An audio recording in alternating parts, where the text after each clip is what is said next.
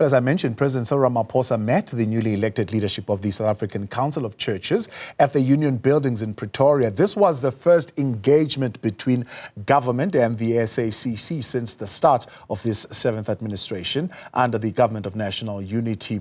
We are joined now by Reverend Mzwandile Molo, General Secretary of the South African Council of Churches, just to give us some of the highlights of that meeting. Rev, good to have you, and thank you very much for coming on this afternoon. Of course, you are meeting the government at a time when one might say there's a little bit of turmoil, a little bit of tension in this 7th administration and the Government of National Unity. Are you concerned at all by what you're observing? Good afternoon, Thabo, and good afternoon to your viewers. Indeed, the timing is quite interesting. But if you were to indulge me, Thabo, to indicate that this meeting is really a response of the president to the request of the SACC, who in the beginning of the year issued a request to the presidency to meet so that the SACC can share with the president, obviously to kind of meet the new leadership of the SACC, but most importantly, share some of the conference decisions that we had in October 2024. That conference themed choose life, not death, so that your generation, you and your children might live, has been instrumental in making certain resolutions that needed for us to share our concern with the government. And we decided, therefore, as early in the year to request for such an opportunity. And this has become the earliest opportunity we had with the president to meet as a response to our request to meet.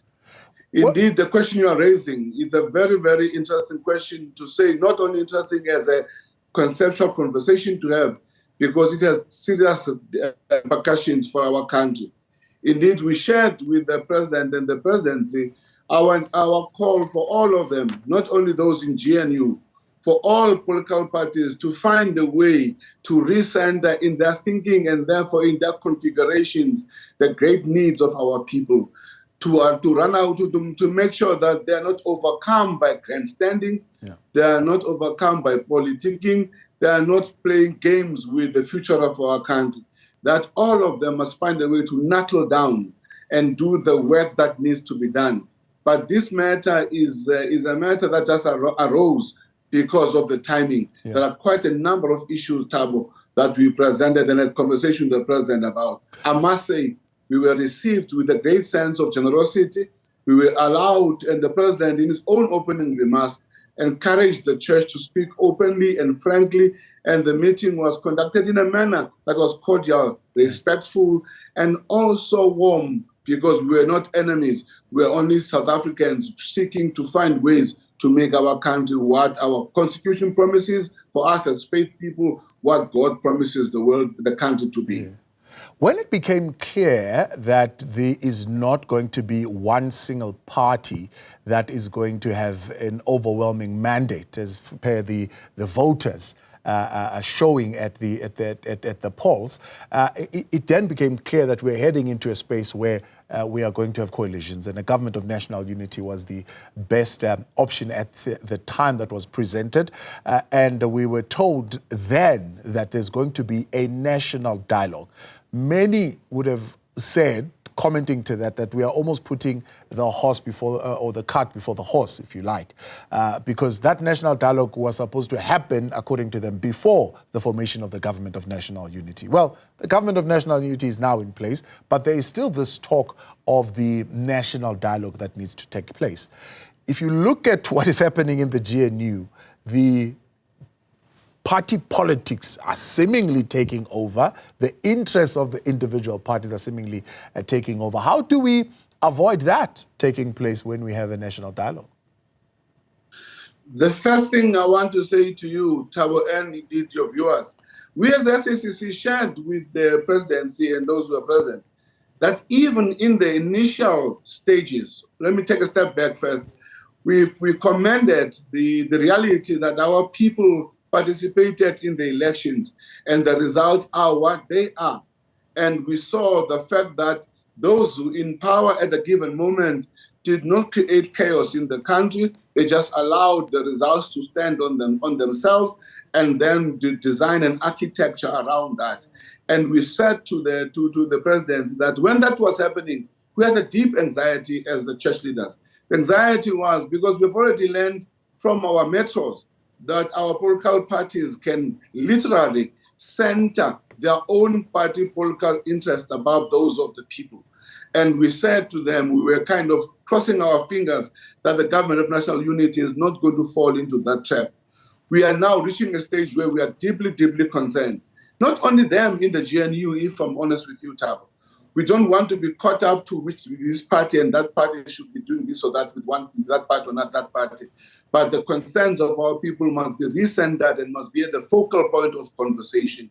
We are therefore then calling on all of them to say to themselves, please, whatever else you're doing, find a way to work, because the country must be bigger than any political party that exists. The interests of the country should be able, and nearly said Trump, all the other interests that we have as individual political parties, even individual communities. So the call for the nation to come together is a long, outstanding one. Yeah. Secondly, on the matter you are raising, Thabo, sorry, to just allow me to, on the matter you're raising, the national dialogue, if it is going to have any real significance, it must be owned, not by the government simply, not by political parties simply, not by business elites simply. It must be owned by all South Africans so that its agenda, its execution, its life is directed by the needs of South Africans and by the views of all South Africans, rather than the views of the elite, those who talk too much like me on television, and those who have got power because they are politicians. But every South African must find a way to come together in a coordinated and a responsible way to allow the country to speak to itself in a manner that allows us to find and chart a way forward, rather than being caught up in our divisions and our ethnic and diverse tribes. Now, interesting that you say it must trump, because my next question would have gone precisely there, because part of the things that you would have engaged on are regional as well as international issues, considering the G20 presidency of South Africa. Does the president share a similar concern that you share in as far as how the geopolitics, how, for example, our international relations policy is creating some kind of a challenge, I suppose, if you like, for the poor in the country? In all honesty, Thabo, and I should have said this in the beginning, the meeting, by the mere fact of the variety of matters that we have raised of concern to us, was not able to come to some conclusion on all the matters. And we have committed to come together to delve further into these issues. There is no doubting for the SACC that the president is concerned about these relations you referred to, that the president is concerned about how we are perceived, that the president is concerned about the falsifications that we share of the realities of South Africa.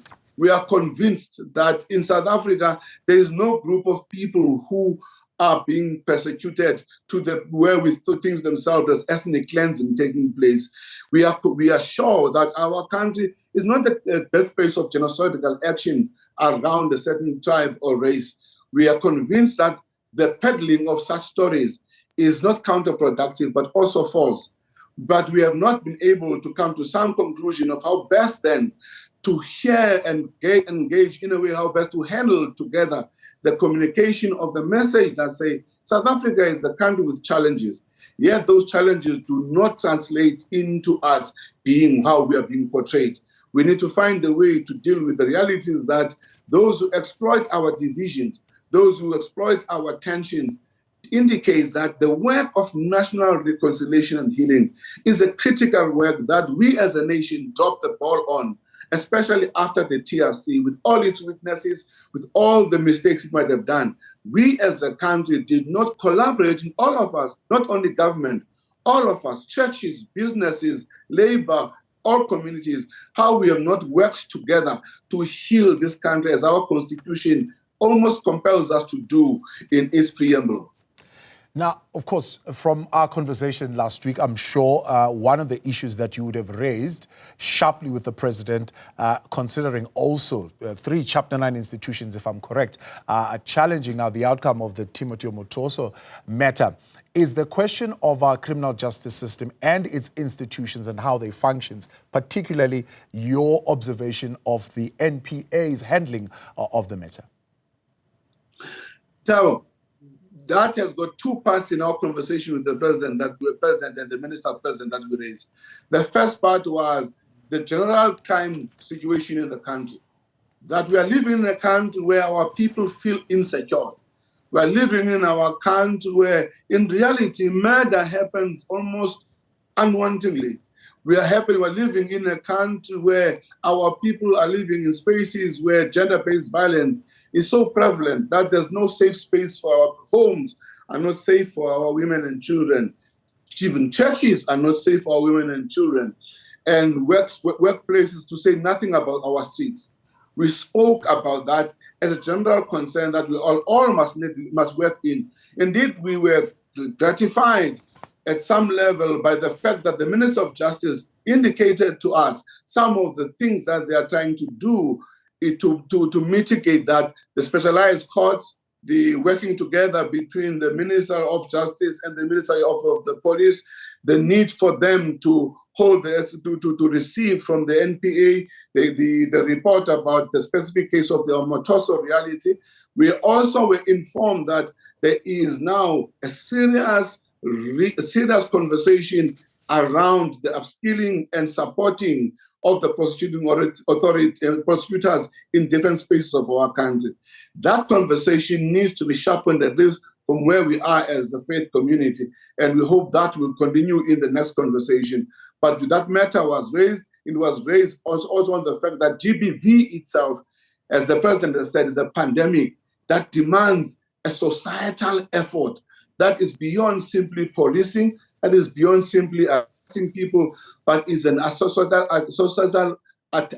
approach that says to all of us, it can't be that we live in a country that children, young girls, are afraid to walk because their uncle, because somebody in the street, because some man is going to rape them. It can't be that the church has become a place for where young women are being groomed to be exploited as sex gratification objects for those who call themselves to be men and women of God.